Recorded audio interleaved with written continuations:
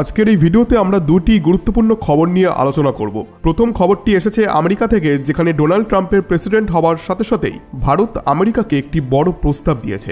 এছাড়া দ্বিতীয় খবরটি হলো ভারতের রপ্তানি সংক্রান্ত একটি রিসেন্ট খবর, যা সবাইকে অবাক করেছে। ভারত এখন বিশ্বজুড়ে বিভিন্ন দেশে পেট্রোলিয়াম পণ্য সহ আরও অনেক পণ্য রপ্তানি করেছে, যার ফলে ভারত একটি বড় আমদানিকারক দেশ থেকে রপ্তানিকারক দেশে পরিণত হচ্ছে। এর ফলে ভারতের বাণিজ্য ঘাটতিও কমছে। বন্ধুরা, আপনাদেরকে অনুরোধ করব এই দুটি খবর জানার জন্য ভিডিওটিকে অবশ্যই শেষ পর্যন্ত দেখুন, কারণ আজকের এই ভিডিওটি খুব ইন্টারেস্টিং হতে চলেছে। আর আপনি যদি এই ধরনের কন্টেন্ট পছন্দ করেন তাহলে অবশ্যই চ্যানেলটিকে সাবস্ক্রাইব করে রাখুন এবং বেল আইকনটি অল করে রাখুন, যাতে আমাদের ডেইলি আপডেটস আপনার মিস না হয়। তো চলুন এবার ভিডিওটিকে শুরু করা যাক। প্রথমে আমরা আমেরিকার কথা বলবো। তো ডোনাল্ড ট্রাম্প এখন পুনরায় ক্ষমতা আসার সাথে সাথেই ভারত আমেরিকার সঙ্গে একটি বড় প্রস্তাব রেখেছে। ভারত সরাসরি বলে দিয়েছে, যদি আমেরিকা আমাদের কোম্পানিগুলিকে বাজারে ঢুকতে দেয় তবে আমরাও আমেরিকান কোম্পানিগুলির জন্য আমাদের বাজারের দরজা খুলে দেব। এই খবরটি রিসেন্টলি সামনে এসেছে এবং আমাদের বাণিজ্য মন্ত্রী শ্রী পীয়ূষ গোয়েলও এই বিষয় নিয়ে মন্তব্য করেছেন। তিনি বলেছেন, ভারত আমেরিকার সঙ্গে বাণিজ্য সম্পর্কের উন্নতি করতে প্রস্তুত এবং প্রয়োজনে হার্লে ডেভিডসনের মতো আমেরিকান মোটরসাইকেলের ওপর ট্যারিফ কমাতেও তারা রাজি। তবে প্রশ্ন হলো, ভারত এই বড় প্রস্তাব কেন দিল?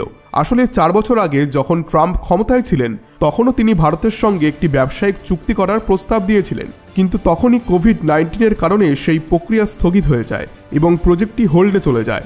এখন ট্রাম্প পুনরায় ক্ষমতায় ফিরে আসায় ভারত সেই চুক্তিটি সম্পন্ন করার জন্য আবার আগ্রহী। এর পেছনে আরেকটি বড় কারণ হলো ট্রাম্পের ট্রেড পলিসি নিয়ে কঠোর নিয়ম লাগু করা। ট্রাম্প আগেও বলেছিলেন, যে দেশ আমাদের পণ্যে ট্যারিফ আরোপ করবে আমরাও তাদের পণ্যে একই রকম ট্যারিফ আরোপ করব। তাই ট্রাম্পের নীতির প্রতি সম্মান জানিয়ে ভারত তার বাজার খোলার প্রস্তাব রেখেছে। তবে শর্ত হলো আমেরিকাও আমাদের পণ্যগুলি তাদের বাজারে বেচবে। আর এইবার তো ভারত বিশেষভাবে অটোমোবাইল সেক্টরের কথা উল্লেখ করেছে, কারণ ট্রাম্প হার্লে ডেভিডসনকে আমেরিকার উৎপাদনের প্রতীক হিসেবে দেখেন।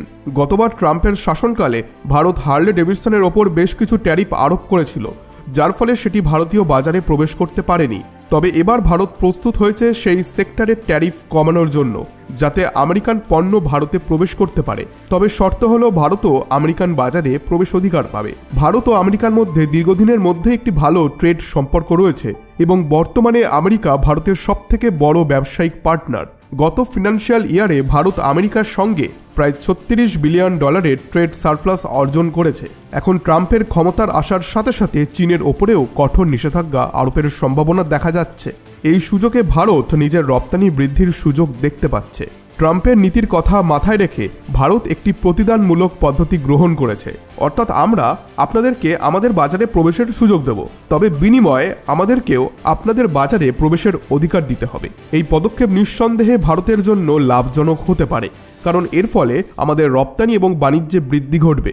এর থেকে স্পষ্ট বোঝা যায় যে ট্যারিফ বা অন্য কোনো কঠোর পদক্ষেপ ভারতের বিরুদ্ধে নেওয়ার আগেই ভারত আমেরিকার ওপর উল্টে একটি বড় চাল খেলেছে।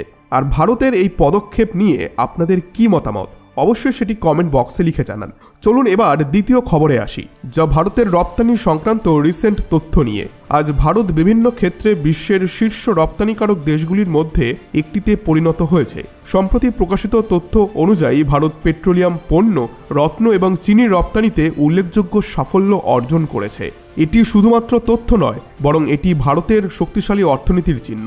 পেট্রোলিয়াম পণ্যের ক্ষেত্রে ভারত বর্তমানে বিশ্বের দ্বিতীয় স্থানে রয়েছে, আর 2018 সালে যেখানে আমরা এই তালিকায় 5ম স্থানে ছিলাম, এখন আমরা $84 বিলিয়ন পেট্রোলিয়াম পণ্য রপ্তানি করে দ্বিতীয় স্থানে পৌঁছে গেছি। এর ক্রেডিট অবশ্যই ভারতের বৃহৎ রিফাইনারিগুলিকে দেওয়া উচিত। ভারত কম দামে ক্রুড অয়েল কিনে তা থেকে পেট্রোল, ডিজেল উৎপাদন করে বিশ্ব জুড়ে রপ্তানি করছে। এর ফলে দেশের বৈদেশিক মুদ্রা ভাণ্ডারও বৃদ্ধি পেয়েছে এবং আমাদের দেশের অর্থনৈতিক অবস্থাও আরও শক্তিশালী হয়েছে। রত্ন শিল্পের কথা বললে ভারত এই খাতেও অসাধারণ উন্নতি করেছে। 2018 সালে যেখানে ভারত দ্বিতীয় স্থানে ছিল, এখন সেখানে ভারত বিশ্বের সবচেয়ে বড় রত্ন রপ্তানিকারক দেশে পরিণত হয়েছে। এর মোট রপ্তানি মূল্য প্রায় $1.5 বিলিয়ন পৌঁছেছে। এর সাথে সাথে চিনির রপ্তানিতেও ভারত বিশাল অগ্রগতি করেছে। বর্তমানে ভারত বিশ্বের মোট চিনির বাজারের প্রায় 12% দখল করে রয়েছে এবং এই ক্ষেত্রে তৃতীয় স্থানে রয়েছে। গত কয়েক বছরে আমরা চিনির রপ্তানিতে প্রায় 4 গুণ বৃদ্ধি করেছি, যা আমাদের কৃষি শক্তি এবং শিল্পের সক্ষমতাকে তুলে ধরছে। 2018 থেকে 2019 সালে যেখানে ভারত রপ্তানির ক্ষেত্রে 28তম স্থানে ছিল, এখন সেখানেই তার 17তম স্থানে উঠে এসেছে। আর ভারতের লক্ষ্য হলো আগামীতে টপ 10 রপ্তানিকারক দেশের মধ্যে জায়গা করে নেওয়া। যদিও এই পথে অনেক চ্যালেঞ্জ রয়েছে, তবে ভারতের শক্তিশালী নীতি এবং আমাদের পণ্যের গুণমান আমাদেরকে এগিয়ে নিয়ে যাচ্ছে। আগামীতে ভারতের সাপ্লাই চেইন এবং প্রযুক্তিকে আরও শক্তিশালী করার প্রয়োজন হবে, যাতে আমাদের পণ্যের বৈশ্বিক চাহিদা বজায় থাকে। বন্ধুরা, এই পরিবর্তনশীল অর্থনৈতিক পরিস্থিতিতে ভারতের এই সাহসী পদক্ষেপ কি নতুন ইতিহাস গড়বে? আর আগামী দিনের বিশ্ব বাজারে ভারতের অবস্থান নিয়ে আপনি কি ভাবছেন? নিচে কমেন্টে অবশ্যই জানাতে ভুলবেন না। যদি এই ভিডিওটি আপনাদেরকে নতুন কিছু শিখিয়ে থাকে তাহলে অবশ্যই লাইক দিয়ে চ্যানেলটিকে সাবস্ক্রাইব করুন। আর নিয়মিত এরকম ইন্টারেস্টিং কন্টেন্ট পেতে বেল আইকনটি অন করে রাখুন। নতুন ভিডিওতে আবার দেখা হবে। ধন্যবাদ। জয় হিন্দ।